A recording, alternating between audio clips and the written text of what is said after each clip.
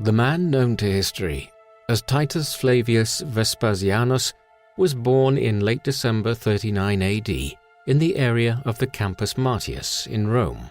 His father was Vespasian, the eighth successor to Caesar Augustus as emperor of the Roman Empire and the founder of the Flavian dynasty, one of Rome's more successful yet relatively short-lived ruling dynasties. He came from an undistinguished equestrian family, equestrian referring to the class of Roman society that ranked below senatorial in the Roman social hierarchy. Vespasian was born around 9 AD and entered a Roman world that was relatively settled and stable, having undergone a century of bloody upheaval during the fall of the Republic, ending in the establishment of the Principate under Caesar Augustus and the transition of Roman government from a republican city-state into an autocratic administrative government responsible for the governance of a vast empire. Titus's mother was Domitilla the Elder, who came from a relatively humble family, the daughter of a quaestor's clerk from Ferentium. She married Titus's father, Vespasian, in around 37 AD, though she would die before her husband's ascendancy to the imperial throne. The cause and exact date of her death are not known. The erosion of the Republic arguably saw its first violent manifestation in the deaths of the Gracchi brothers by their senatorial opponents in 133 and 121 BC. The elder brother Tiberius became tribune of the plebs, an office representing the lower classes of Rome, and used his considerable constitutional powers in an attempt to force through radical economic and land-owning reforms, which faced opposition from the patrician Senate. His apparent radicalism and accumulation of power led to the death of Tiberius and his followers at the hands of a violent mob organized by the Senate, and 12 years later, a similar fate would befall Tiberius's brother Gracchus when he attempted to rejuvenate the ambitious and reforming legacy of his brother. These blatant displays of political violence and willingness to step beyond traditional political boundaries heralded a century of chaos in Rome, with the incredible expansion of the city's empire and the riches, glory, and prestige this brought to individual commanders was a major factor in destabilizing a political system that was designed to organize the affairs of a city-state, rather than an overseas empire of incredible scope and wealth. Victorious generals led armies that were loyal to themselves rather than to the state, and thus statesmen like Gaius Marius and Lucius Cornelius Sulla started using violence and the riches they had accumulated on campaign to purge political enemies and violate hallowed customs. In the 80s BC, Sulla broke with centuries of tradition to march his army on Rome and declare himself dictator. Another issue the Republic faced was the lack of a major enemy power that could unite Romans in opposition. After the destruction of Carthage in 146 BC and the defeat of Mithridates of Pontus in the mid-1st century BC, Rome did not face an existential threat, anything like that of Carthage in the Punic Wars. This lack of a powerful foe meant that Romans were increasingly turning on one another. This came to a head when a new generation of statesmen and warlords emerged, led by Pompey the Great and Julius Caesar. The wealth, popularity, and power concentrated on these men turned Rome into an effective oligarchy in the 50s BC, with the emergence of the first triumvirate featuring Pompey and Caesar, alongside Marcus Crassus, the wealthiest man in Rome. It was perhaps inevitable that such ambitious men would turn on one another and that the Senate would fight to reassert its influence. The spark came with Caesar's campaign in Gaul, modern-day France, where his stunning and brutal successes garnered him unparalleled fame and admiration in Rome and saw him possess an immensely powerful army that was deeply loyal to their leader. The Senate, now viewing Caesar as a mortal threat to the Republic, ordered him to relinquish control of his army.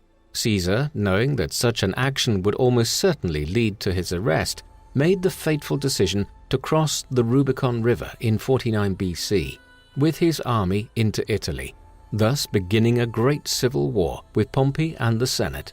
The decisive battle was fought a year and a half later at Pharsalus in Greece, where Caesar's legions won a decisive victory, forcing Pompey to flee to Egypt, where he was murdered.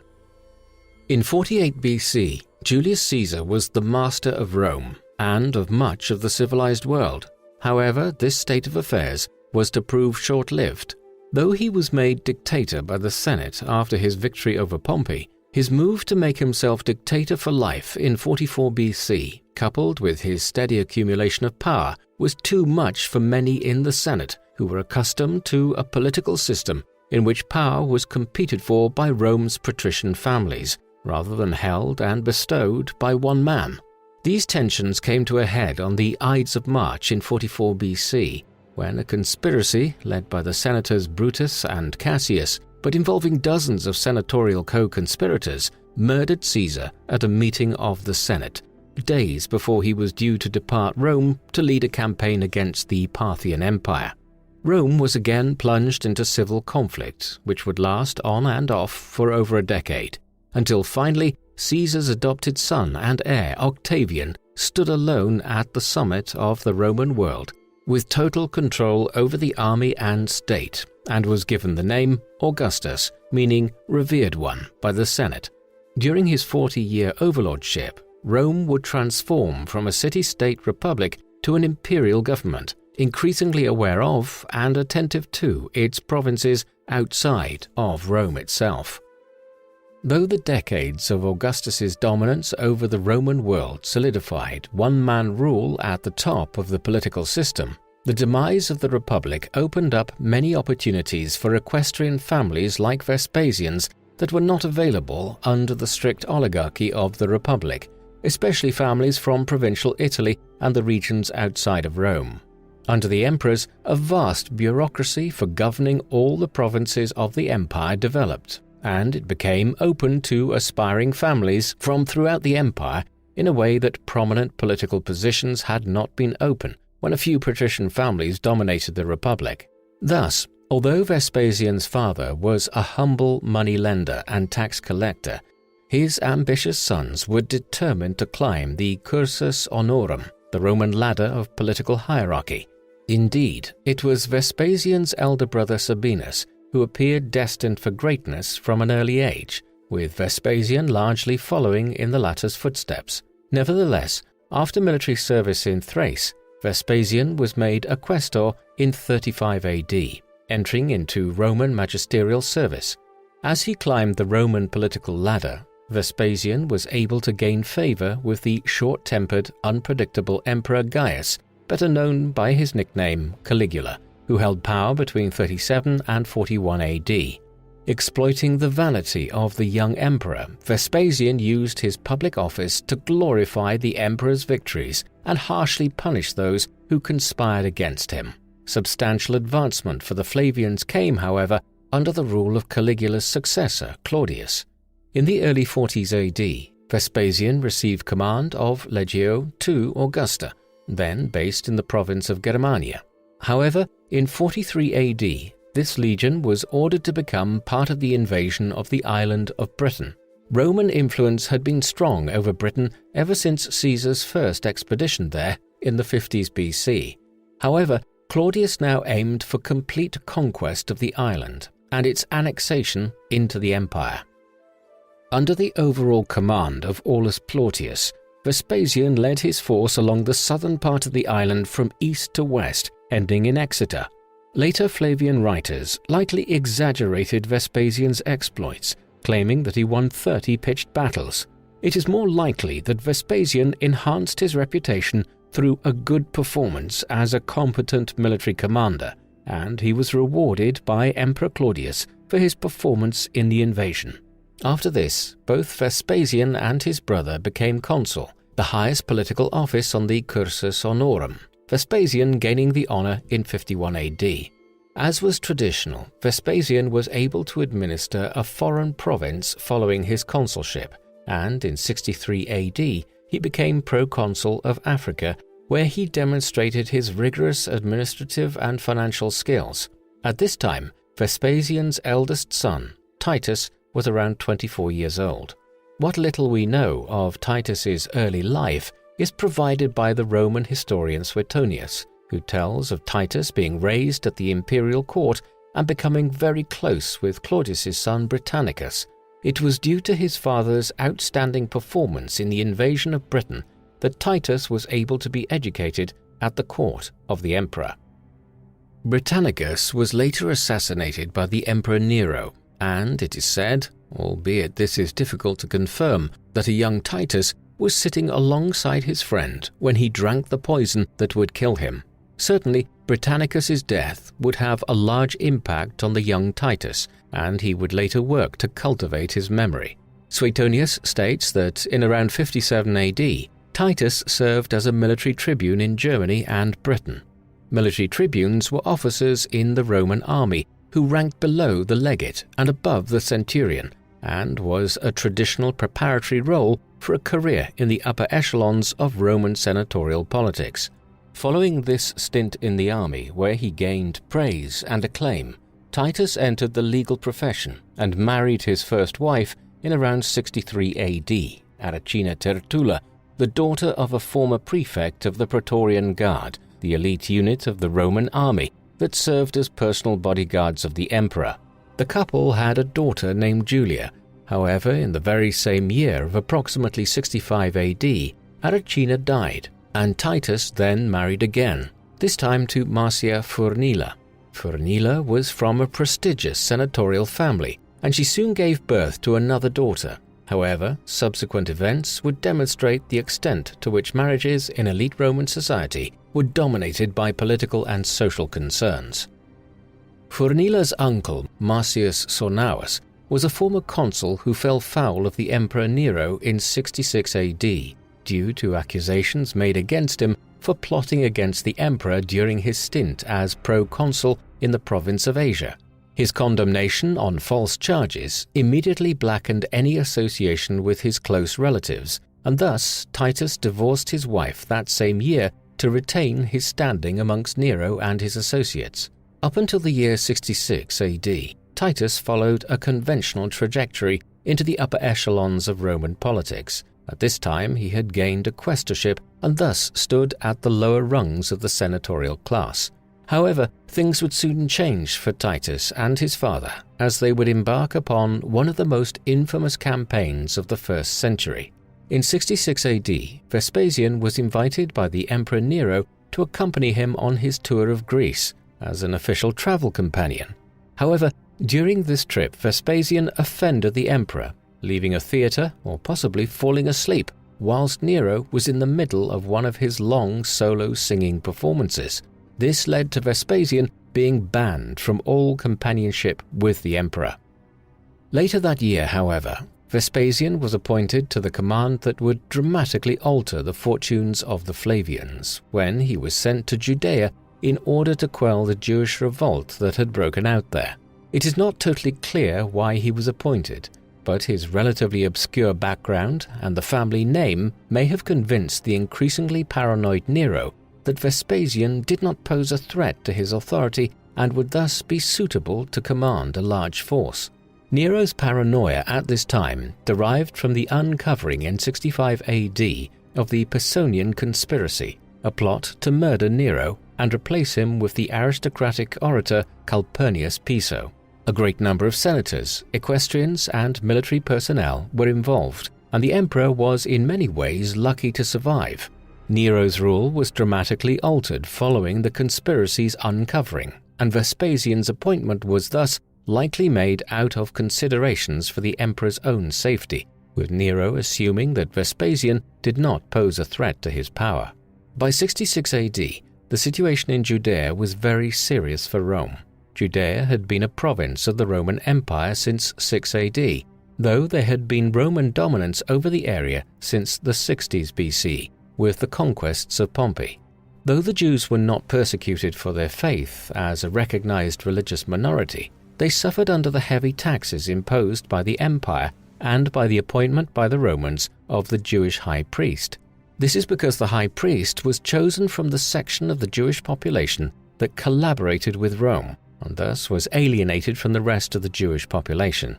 Tensions were inflamed by the influence of Hellenistic culture and the resulting emergence of a Romanized Hellenistic elite who dominated the affairs of Judea and promoted the cult of the emperor. Rebellious groups emerged among the Jewish population known as zealots, who believed that any means were necessary to attain complete political and religious liberty and autonomy. Perhaps unsurprisingly, groups like this rose in popularity during the reign of Caligula, where the unstable emperor ordered his statue to be set up in every temple throughout the empire and threatened to destroy the Jewish temple when the Jews refused. Things came to a head under the procuratorship of Gessius Florus, as Florus had particular disdain for the Jews and lacked the political skill to quell the gathering tensions. In 66 AD, a revolt broke out in the town of Caesarea in Judea as a gang of zealots attacked the Greeks living in the town after a Greek mob had profaned the local synagogue. Florus chose this moment to initiate a forceful gathering of taxation in Jerusalem, and as part of this, he plundered vast quantities of silver from the sacred Jewish temple. This infuriated the Jewish population. However, unrest was brutally quashed by Florus, who executed several city leaders. This only turned the unrest militant, however, and armed rebels destroyed the local Roman garrison and embarked on the destruction of Roman people and symbols throughout Judea. Rebel mobs also fought with Jews who were opposed to rebellion until the zealot factions won out and determined to cleanse Judea of Roman influence. Rome soon responded with the proconsul of Syria, Cestius Gallus, marching south with around 30,000 troops to put down the revolt. Gallus attempted to capture Jerusalem, but was repulsed after a siege and forced to retreat. His troops were then ambushed by Jewish rebels at Beth Horon and took heavy losses, including the humiliating loss of an eagle standard. Gallus died soon afterwards, possibly killing himself. This stunning victory galvanized the Jewish rebels and pushed aside moderates, hardening their desire for complete Judean independence from Rome.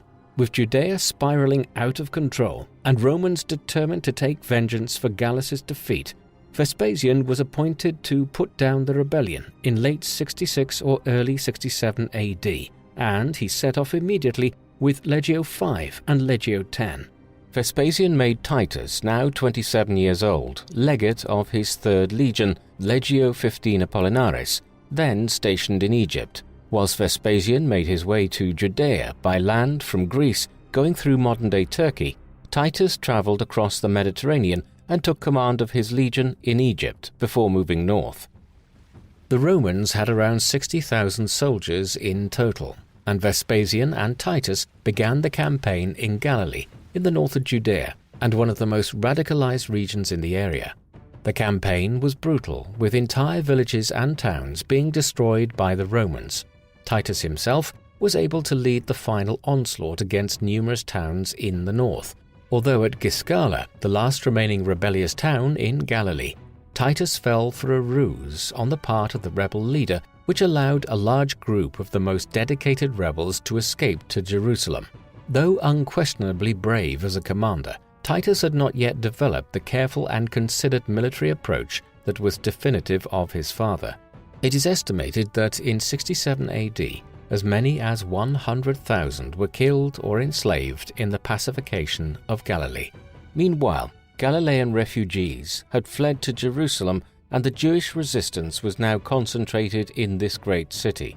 As the Romans entered winter quarters, early 68 AD saw a Judean civil war erupt in Jerusalem between rival Jewish factions, with the radicals attacking moderate leaders and eventually solidifying their hold over Jerusalem.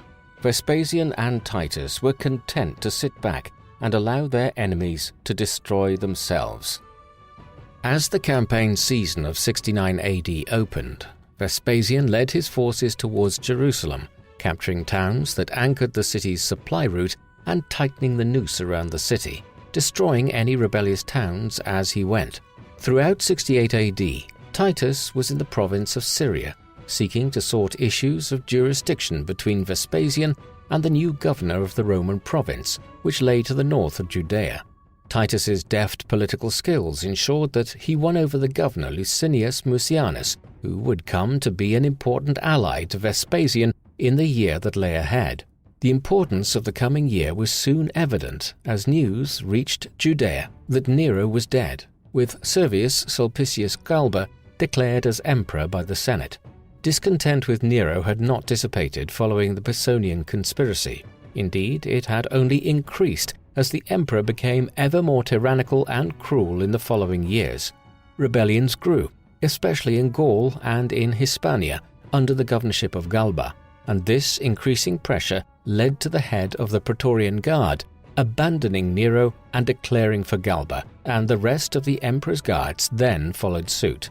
Fleeing the city, Nero learned that he had been declared a public enemy by the Senate, and on the 9th of June he either took his own life or ordered his personal assistant to kill him.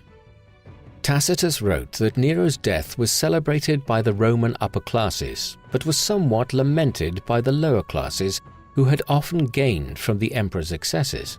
Nero was the final member of the Julio-Claudian dynasty who had monopolized imperial power since the time of Augustus.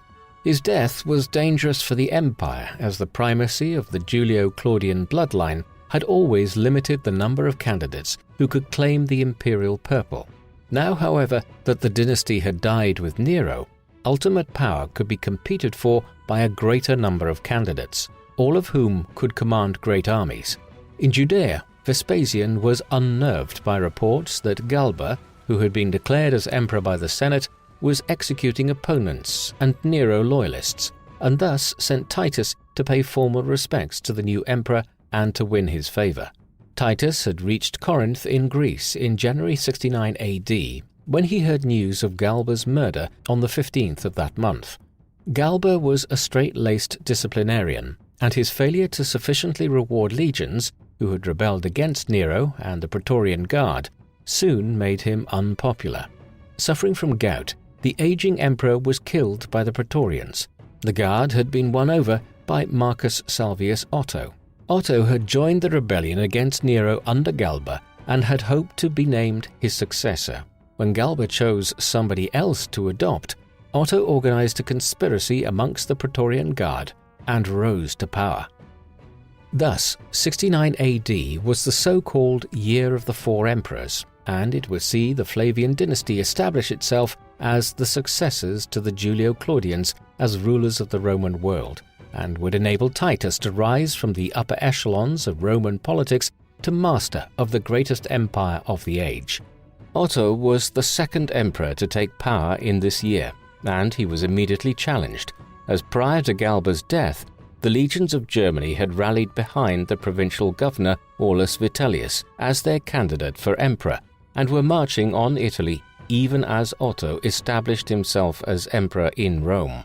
Considering his and his father's situation in Greece, Titus feared becoming a hostage in the hands of one of the rival emperors, and so decided to turn back to the east.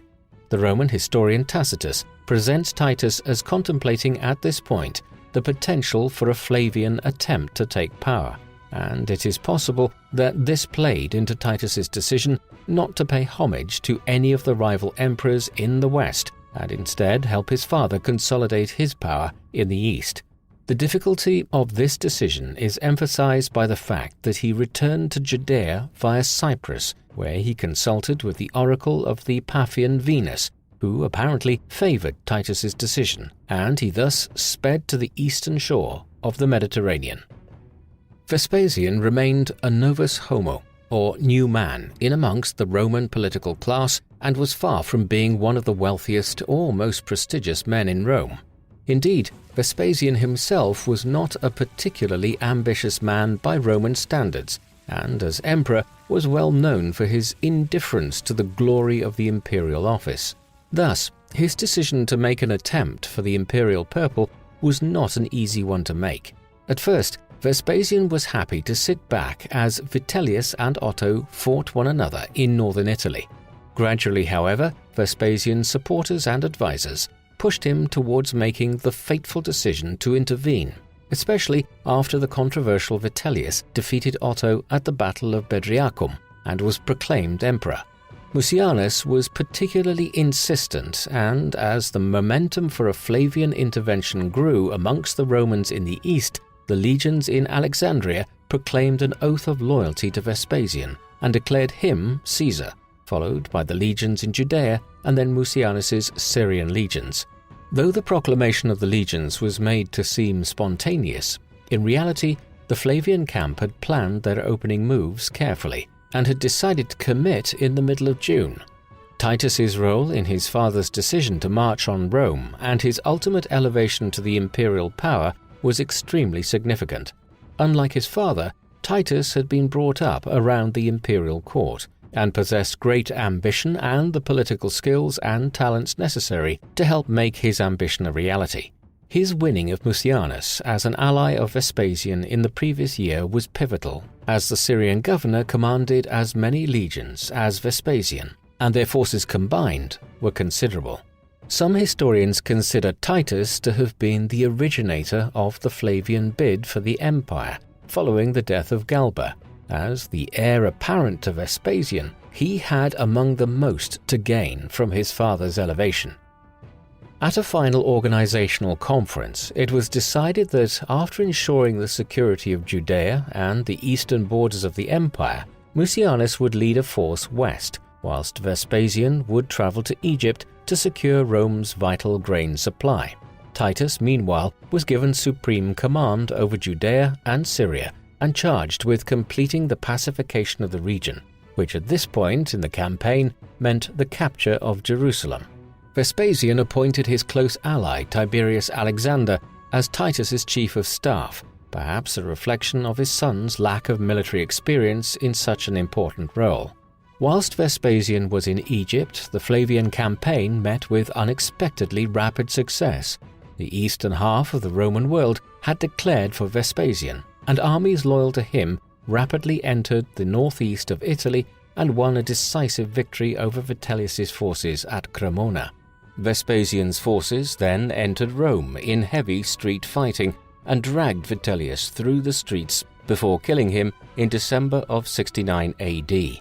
Having been declared emperor by the Senate whilst in Egypt, in 70 AD, Vespasian departed for Rome to take up his new position. Titus had accompanied his father to Egypt, but in the spring of 70 AD, he departed to Judea in order to open the final campaign in the region.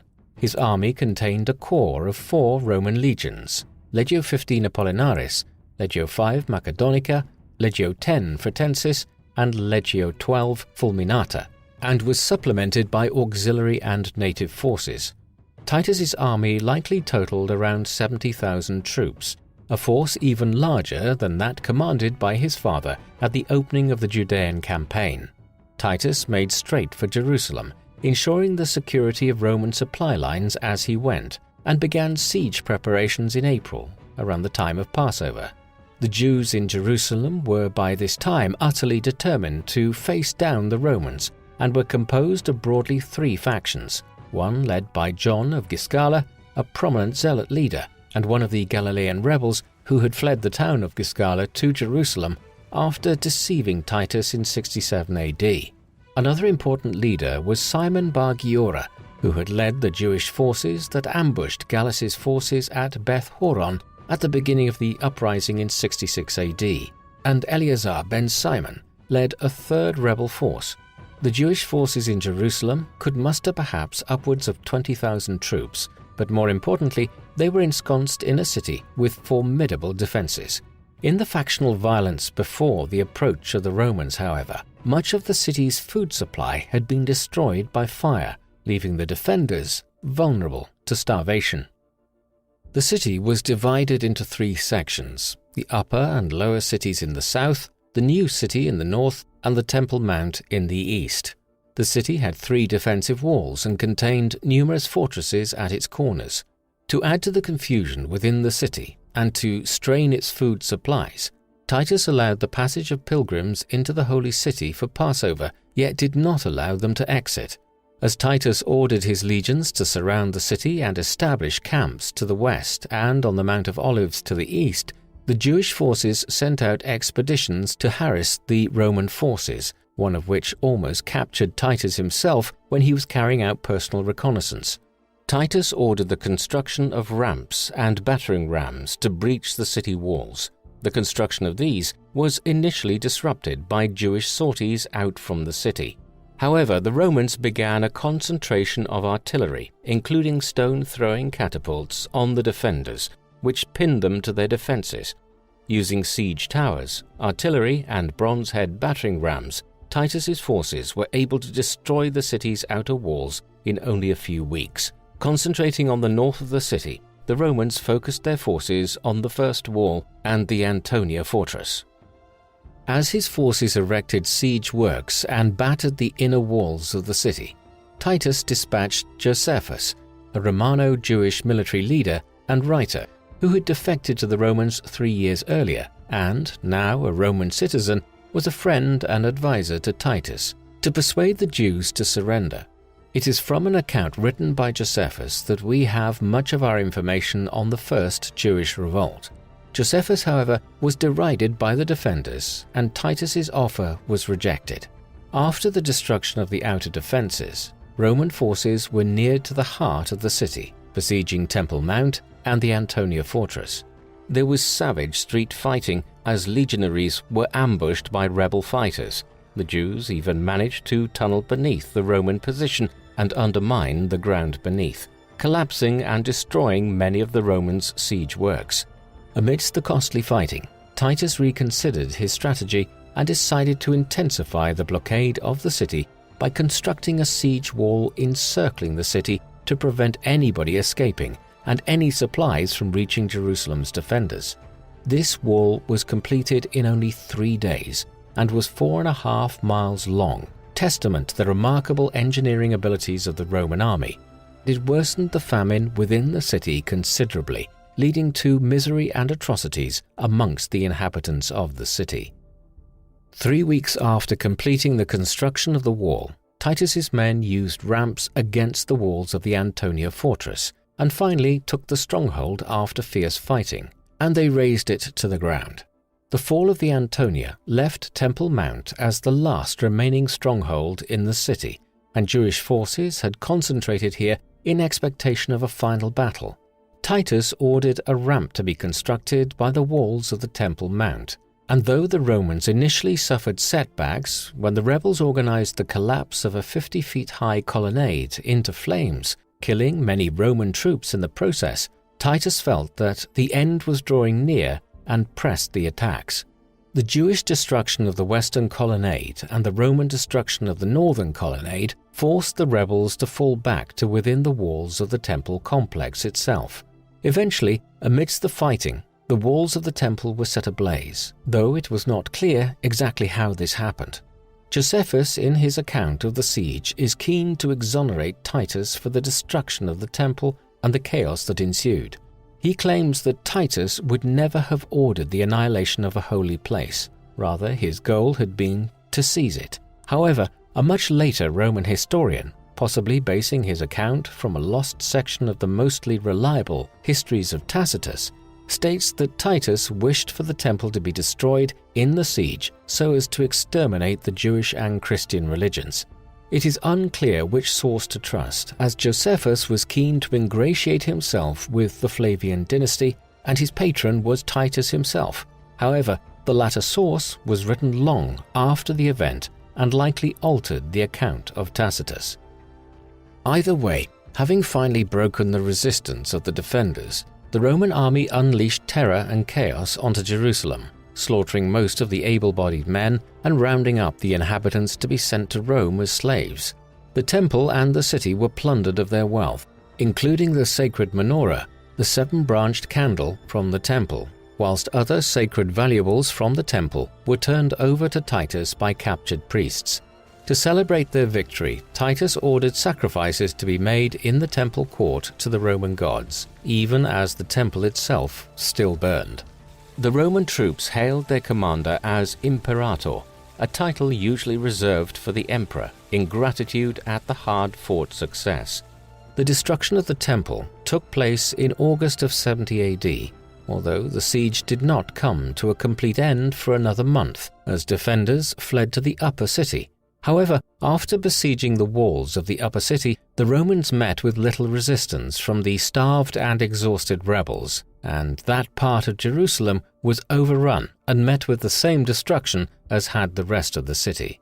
After the rounding up and enslavement of the survivors on Titus's orders, the Flavian commander instructed the city and the temple to be completely razed, with the exception of a number of towers within the temple complex to stand as testament to the strength of Jerusalem's defenses. Josephus stated that over 1 million people died in the Jewish revolt, although historians do not view this figure as credible, as it was unlikely that 1 million people lived in the entire province of Judea at the time. Nevertheless, thousands, if not hundreds of thousands, perished or were enslaved in the revolt and its suppression, and it must be said that Titus himself bears great responsibility for the brutality of the siege of Jerusalem. This is not to say that his actions were atypical of a Roman general subduing a revolt, and indeed, the Romans faced few revolts in the history of their empire that were as significant and tenacious as the Jewish revolt, but it nevertheless underlines the brutality of the age and the brutality of Roman rule that Jerusalem and Judea were decimated the way they were for their insubordination. In his command of the siege, Titus displayed the tenacity, the skill, and the brutality that was expected of Roman commanders and lauded by Romans of his day. And whilst the events of the siege are deeply unpleasant to modern audiences and have left a deep scar on the history of the Jewish people that has echoed through the ages and persists to this day, to most Roman citizens, Titus's reconquest of Jerusalem made him a hero and elevated him to almost godlike status in the Eternal City. Before departing Jerusalem, Titus stationed the 10th Legion within the outskirts of the city. Vespasian wanted to make Judea an independent province and have legions stationed at its heart rather than in distant Syria, so as to ensure the events of 66 to 70 AD could never be repeated. Many sources depict Titus as growing arrogant and self-indulgent in the years following the fall of Jerusalem and making his father nervous as a result. However, many of the anecdotes that play to this narrative, such as his wearing of a diadem in Egypt, seems highly unlikely and were probably generated in order to emphasize his apparent transformation upon becoming emperor in 70 AD into a benevolent and loved ruler. That he would undergo such a dramatic change of personality upon rising to the imperial purple seems unlikely, though it is not impossible that his triumph at Jerusalem impacted his ego significantly. Titus held celebratory games in Syrian cities before meeting with envoys of the king of the Parthian Empire of Persia on a diplomatic mission. Roman military movements close to the Parthian border had generated suspicion, and thus the Flavian utilized his diplomatic talents to quell the nerves of the Parthians, and was presented with a golden crown by the envoys in honor of his victory over the Jews. After his diplomatic business was complete, Titus returned to Rome by way of Alexandria in early 71 AD and was awarded a triumph by Emperor Vespasian. Since the days of the Republic, commanders who won great victories for Rome could be awarded a triumphal procession steeped in civic and religious significance to parade the spoils of war and experience the acclaim of hundreds of thousands of Romans. This joint triumph was celebrated by Titus, his father, and his younger brother Domitian, and its description by Josephus provides our most detailed account of a Roman triumph. The rebel leaders Simon Bar Giora and John of Giscala were paraded along with hundreds of the most handsome prisoners, whilst the looted treasures were displayed for all to see, with items taken from the temple itself displayed most prominently, including the menorah and the golden showbread table and a copy of the Torah. The procession, with Vespasian and his son the center of attention as they rode in magnificent apparel, ended at the temple of Jupiter, where Simon Bar Giora was taken to be executed, and the triumphant general went to offer a sacrifice in thanks to the chief deity of the Romans for their victory. To the Romans, the events of 70 AD demonstrated the triumph of their pantheon of deities over the God of Israel. The procession has been immortalized on the Arch of Titus, which still stands in Rome to this day. It was constructed in 81 AD by the Emperor Domitian, Titus's brother and successor. The arch contains panels depicting the triumphal procession and the fall of Jerusalem, with the images closely paralleling the description of events given to us by Josephus. Particularly clear on the arch's engravings is the seven-branched menorah, which is depicted being looted from the temple and paraded on the streets of Rome. The arch has been important in art history and was the inspiration for the Arc de Triomphe in Paris. Soon after the triumph, Titus's exalted political position was confirmed when he was formally granted tribunician power, which had, since the years of Augustus's rule, been the mark of an emperor or his heir designate, and Titus, along with his brother, had already been given the title of Caesar by the Senate before his return to Rome. Though it may seem fairly obvious to modern eyes that Titus would be Vespasian's successor, in the empire at this time, primogeniture was far from the established custom, and indeed, Titus would be the first son to succeed his biological father as emperor in the empire's history. Titus himself did not possess a male heir. Though he had been married twice, he did not show any enthusiasm for marrying again. Instead, he preferred the company of young men with whom he was thought to have had romantic relations. This was very ordinary in ancient Rome, even if excessive indulgence in sexual relations with younger men was perceived to be a sign of moral decadence. In today's terminology, Titus would likely be best described as bisexual.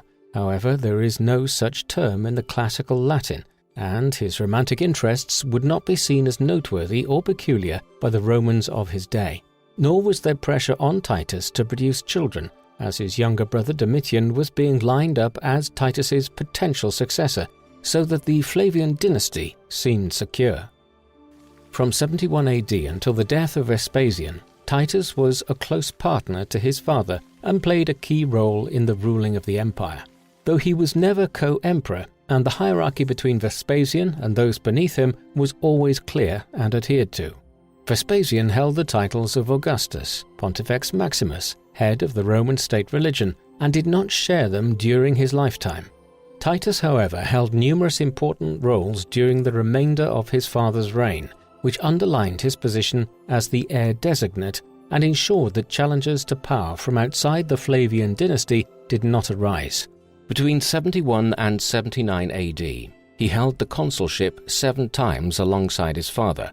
This was by now a mostly ceremonial office, but it nevertheless is a testament to his influence at the highest levels of the Roman state.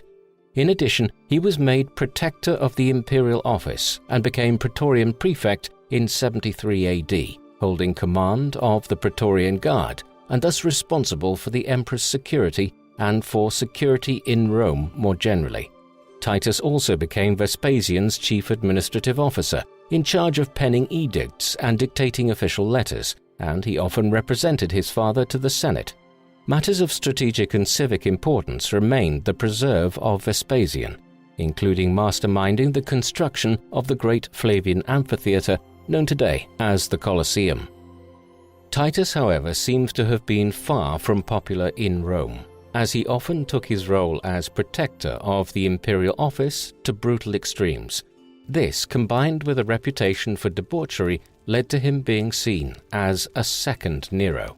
These tensions were fueled by his controversial relationship with Berenike, an Eastern client queen.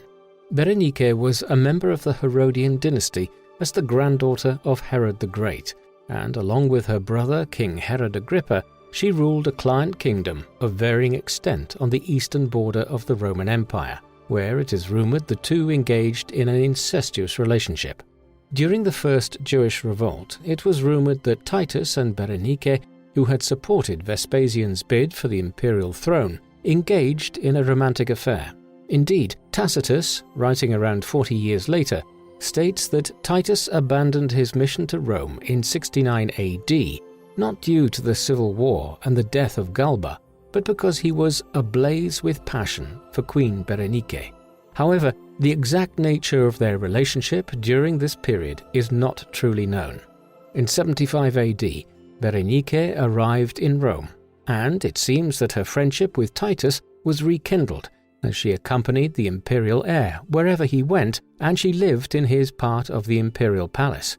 Whatever the truth about the relationship between Titus and Berenike, The already unpopular Titus did not help his cause amongst the Roman people by being seen together with a controversial and influential Eastern queen, as the reputations of Cleopatra and later Zenobia of the 3rd century Palmyrene Empire would attest. Powerful Eastern queens could become figures of hatred and resentment in Rome, especially when they were perceived as having a malign influence over Roman leaders.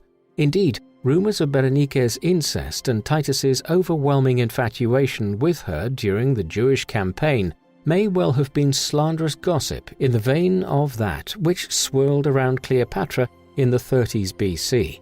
This reached a head when prominent philosophers of the Cynic school openly denounced Titus and Berenike in the public theatre. Though Titus responded to this denunciation brutally by executing one of the philosophers, he understood that his reputation was becoming tarnished in Rome, and sometime after 75 AD, he dismissed Berenike from his company. Nevertheless, by 79 AD, the year of Vespasian's death, Suetonius relates that the people of Rome feared the accession of Titus and of the reign of a second Nero who would bring cruelty, tyranny, and excess back to Rome. His father was widely admired, having reigned with administrative prudence, competence, and being personally honest, moral, and decent. After the chaos of Nero and the year of the 4 emperors, Vespasian had restored order and prosperity to the empire, and through his calm and steady leadership, Romans were once more enjoying the peace and stability of the Pax Romana. The fear of what was to come after the death of Vespasian is evidenced by a plot uncovered in 79 AD, led by 2 of Vespasian's allies and supporters, Caecina Alienus and Appius Marcellus. Though the details are very unclear, it seems the 2 men were plotting to overthrow the Flavian regime. Getting word of this, Titus acted quickly and Caecina was murdered, with Appius Marcellus put on trial and found guilty by the Senate before taking his own life. Though this threat was quickly dealt with, it illustrates the tension that surrounded Titus's accession and the fear that Rome's stability over the previous decade would not continue. Vespasian died in mid to late June of 79 AD, having ruled for a decade, and was immediately succeeded by Titus in one of the smoother instances of imperial succession in Roman history. Titus quickly set about proving to the people of Rome that they had nothing to fear regarding his accession. Soon after coming to power, Titus began to curtail the treason laws, or the lex maestasis, which were severe laws that intended to root out any form of treason or plotting against the emperor. Having been greatly expanded in scope under Tiberius, these laws gave rise to frequent trials that prosecuted suspected enemies of the emperor, as well as a professional class of informers, known by the Latin delatores, who often fed emperors false information about powerful and wealthy Romans in an attempt to gain wealth and influence themselves. Titus despised these delatores, and his elimination of treason trials allowed Romans to speak more openly with less fear. Remarkably, not a single senator was executed during Titus's short reign. Similarly to Shakespeare's Henry V, Titus is portrayed in Roman sources as undergoing a momentous personal change upon his accession to the imperial throne. He is shown as suddenly grasping the gravity of his position and becoming a beloved character almost overnight. Whether Titus evolved more gradually, or whether his unpopularity as heir has been exaggerated, it is clear that in his short time as emperor, Titus made a deeply positive impression on the Roman people, becoming widely admired as his father had been and being affectionately remembered in the sources both for his stewardship of the empire and his personal traits. Indeed, it is also possible that Titus made no such personal change, and that he was a shrewd enough political operator to recognize his deep unpopularity in Rome upon his father's death, and thus the need for him to present himself as a transformed leader. Titus faced problems early on in his rule, however, as just months after his father's death, Mount Vesuvius, just east of present-day Naples in southern central Italy, erupted in one of the most legendary and destructive natural disasters in human history. Pompeii and nearby Herculaneum were utterly annihilated by a wave of pyroclastic lava flow and buried beneath immense piles of ash. The disaster killed thousands and left behind a city frozen in time. Archaeological excavations in Pompeii have shed more light on daily life in the Roman Empire than anywhere else, as people and buildings were encased under layers of pyroclastic flow, and thus, when excavating, archaeologists have discovered the remains of the city and its people exactly as they were in 79 AD. Eyewitness accounts of the disaster survive, written by Pliny the Younger, a prominent writer and statesman. Some years after the event, Pliny wrote a letter to his friend Tacitus, himself a prominent historian, detailing the eruption of Vesuvius and also describing the death of his uncle, Pliny the Elder, an author, naturalist, and statesman. The elder Pliny was then a commander in the Roman fleet stationed in the Gulf of Naples, and he attempted to organize a rescue mission to save his friend Rectina, though as he sailed towards Herculaneum, he died, possibly from the inhalation of fumes or of a heart attack. When he received news of the disaster, Titus appointed 2 ex-consuls to organize the relief effort, as well as donating substantial sums from the imperial treasury to aid the victims of the disaster. According to Cassius Dio, the emperor also visited Pompeii twice after the eruption, although no attempt was made to rebuild the city, presumably because the destruction was too complete, and building on the layers of debris and volcanic matter too difficult a task. Titus's rule would see yet more disaster strike the heart of the empire when, in 80 AD, a great fire broke out in Rome, a conflagration on the level of the Great Fire of 64 AD under the Emperor Nero. Starting from the Capitoline Hill in the center of the city, it spread to the northwest and raged for 3 days and nights, destroying large numbers of buildings and homes. In the wake of the fire, likely being caused by the unsanitary conditions in its aftermath, a great plague swept the city, heaping yet more suffering on the Roman people. As with the eruption of Vesuvius, Titus's response was widely admired. He offered consolation for the victims publicly through his edicts and sent practical help by donating great sums of his personal wealth to aid the victims and help with restoration. The sources say that he refused financial assistance from other individuals and foreign powers, instead taking the expense of the disasters onto himself. Much of the rebuilding work would take place under Domitian, though Titus personally oversaw the building of a new temple of Jupiter Optimus Maximus, Rome's supreme deity. Titus won the hearts of the Roman people in other ways, however, and his reign was not one remembered simply for the natural disasters that befell the empire. In 80 AD, Titus took over the construction of the top level of the Flavian Amphitheatre, better known as the Colosseum. This iconic amphitheatre, the largest in the Roman world, was begun under Vespasian and remains one of the great, perhaps the greatest wonders of the Roman world that can still be seen to this day. It was located in a low valley in central Rome, surrounded by the Cælian, Esquiline and Palatine hills.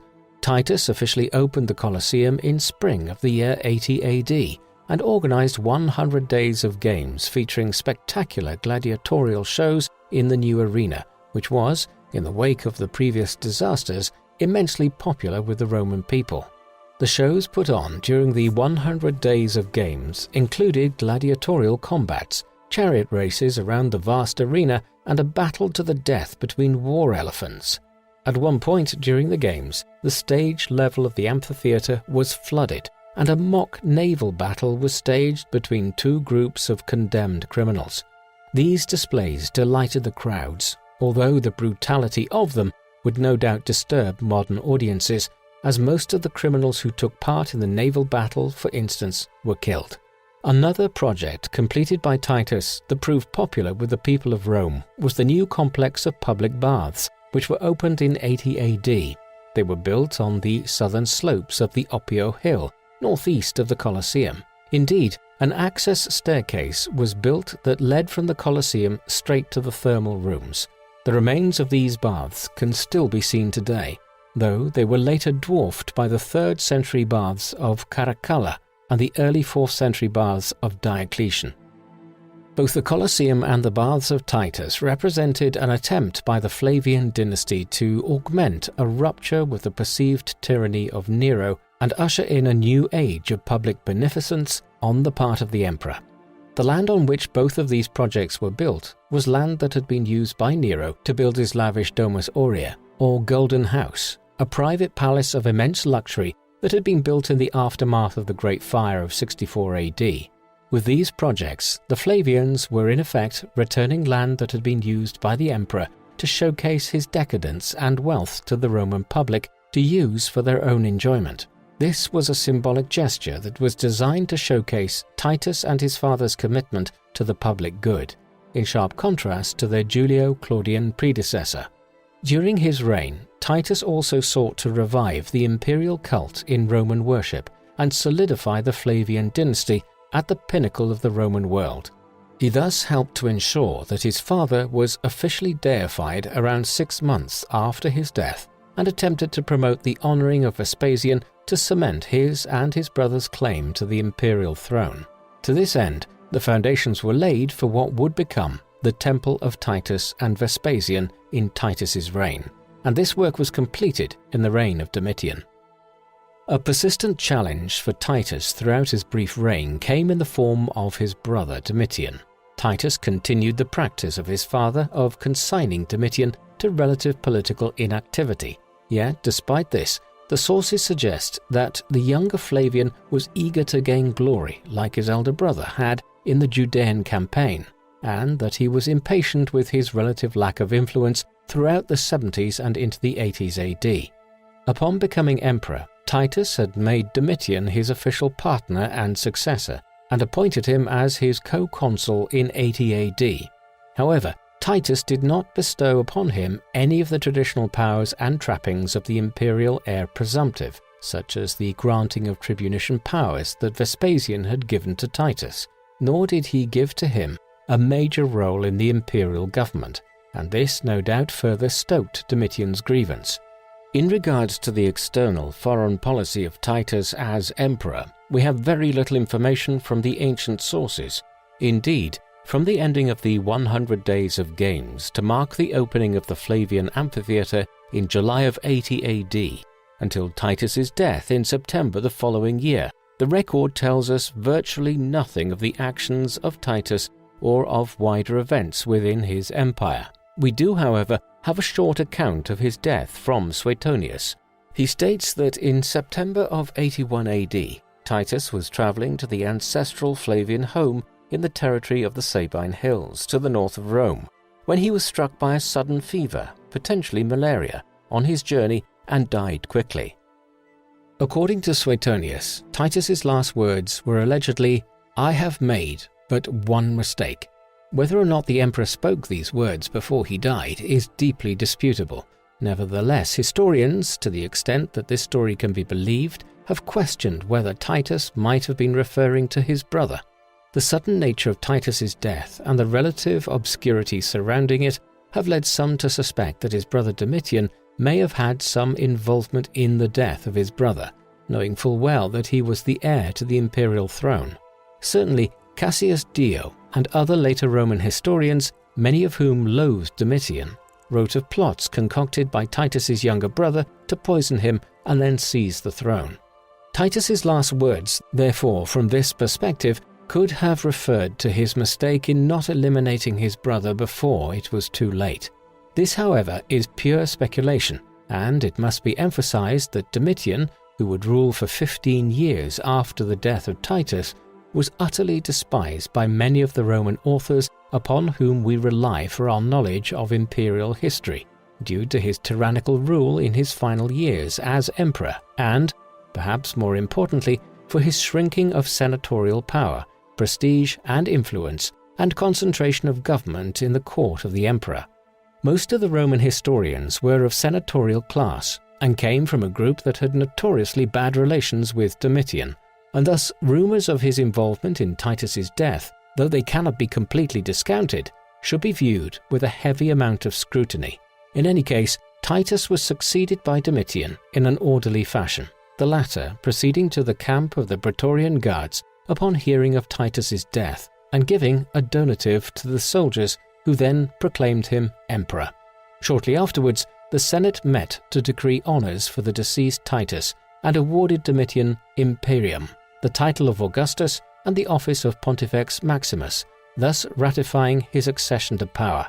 Titus was deified later in Domitian's reign, as his father had been. Assessing Titus the emperor is difficult due to the shortness of his reign, just 2 years and 2 months, and the relatively little information we have about it. His reign tends to blend into that of Vespasian's because it was Titus who completed many of the building works begun by Vespasian, such as the Colosseum, but also because his reign marks a continuation of Flavian stability, competence and good governance. Certainly, the circumstances in Titus's brief reign were anything but stable, with eruptions, fire and plague. However, his response to these disasters demonstrated compassion and sense, and the problems that faced Rome in his reign were not the fault of the emperor and his governance, which is not something that can be said for many other periods in Rome's post-Augustan history.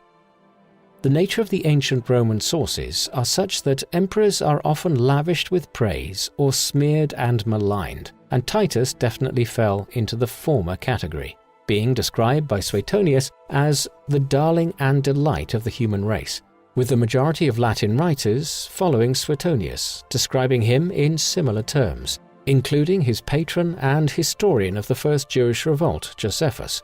They emphasize his generous response to the disasters that afflicted Rome and his dedication to the public good displayed in this, as well as his building projects and public games. Above all, they stressed that he was a kind and moral character, no doubt deliberately contrasting Titus with the tyrannical character of his brother who succeeded him. Cassius Dio, however, has a perhaps more rounded perspective on Titus that seems to accord with his record. In Book 66 of his Roman history, he states that his satisfactory record may also have been due to the fact that he survived his accession but a very short time, short that is, for a ruler, for he was thus given no opportunity for wrongdoing, for he lived after this only 2 years, 2 months and 20 days, in addition to the 39 years, 5 months and 25 days he had already lived at that time. In this respect, indeed, he is regarded as having equaled the long reign of Augustus, since it is maintained that Augustus would never have been loved had he lived a shorter time, nor Titus had he lived longer. For Augustus, though at the outset he showed himself rather harsh because of the wars and the factional strife, was later able in the course of time to achieve a brilliant reputation for his kindly deeds. Titus, on the other hand, ruled with mildness and died at the height of his glory, whereas if he had lived a long time, it might have been shown that he owes his present fame more to good fortune than to merit. Though this judgment may seem harsh, it does reflect the fact that Titus will always be something of a mystery in Roman imperial history, an emperor who ruled one of the greatest empires in history at the peak of its power and prestige, yet one who eludes conclusive judgment. What we can speak to with greater confidence is Titus's career before taking up the imperial purple, and using this we can come to a much more conclusive judgment on his life and career. He was a man who in many ways embodied and was deeply molded by elite imperial Roman culture. He was educated at the court of the emperor, alongside the emperor's son, and from a young age was set upon a path through the high levels of Roman politics. He was thus prone to indulgence and excess throughout his life, yet possessed a deep confidence in his own abilities and in his place in the Roman world, and stepped into roles of incredible power and responsibility, seemingly without hesitation or doubt. Due to his beneficent responses to disaster and his dedication of great public works to the people, as well as his popularity with many Roman historians, and the hatred of emperors that preceded and succeeded him and his father, Titus was and is generally seen in a positive light, both by preceding Romans and by those who study Roman history to this day. The historical trend of dividing Roman emperors between those who were fundamentally good and those who were immoral and evil helps Titus's image, as he is always to be found on the side of the good emperors, alongside his father. His legacy is clouded by the excess and indulgence he displayed prior to becoming emperor, and by the somewhat thuggish nature he displayed when he was Praetorian prefect and in charge of the security of his father's regime. By far the most infamous aspect of Titus's legacy, however, and potentially the events by which he is best known, has to do with his role in the Judean campaign, and especially his command of the siege of Jerusalem. In the Roman world, this brought him great fame and acclamation, and underpinned his image and popularity for the rest of his life. The great wealth captured in the campaign and the pacification of the region were widely admired in Rome at the time, and would be remembered as one of the most famous and most effective Roman military campaigns of the 1st century AD. However, in Jewish history, Titus is remembered as a cruel tyrant, a merciless leader who brought devastation, slaughter, and destruction upon the most holy place in the Jewish world, killing many thousands of Jewish men, women, and children in the process. Jewish literature features him in numerous legends as a wicked figure who was cursed by God for his actions. To modern eyes as well, the Judean campaign appears brutal and shocking in its destruction, and Titus as a chaotic commander in the devastation he wrought on Jerusalem, or as a savage military leader with a disregard for human life. There is controversy over whether he intended to destroy the temple, but either way, this makes him a careless commander or a brutal one. Nevertheless, it must be emphasized that none of this was uncharacteristic for a Roman military commander. The destruction of such a holy place has meant that this incident has resonated especially through the ages, not least because the logic of ancient warfare, and especially Roman warfare, was well known, straightforward, and brutal. Failure to surrender a city meant almost certain destruction for that city, and defeat of a people meant death or enslavement for the vast majority. Rebellion against Rome's authority was punished by the legions in the most severe manner throughout centuries of republican and then imperial rule, and in this regard, very little about the first Jewish revolt and its destruction by Titus is out of the ordinary for the time. Another problem surrounding the revolt is the figure of 1.1 million Jewish people killed, that is often attributed to the siege of Jerusalem and its aftermath. Historians are clear that Josephus's claim is a wild exaggeration, as it is unlikely that 1.1 million Jews were resident in the entire Judean province, let alone were killed in the city, whilst the number was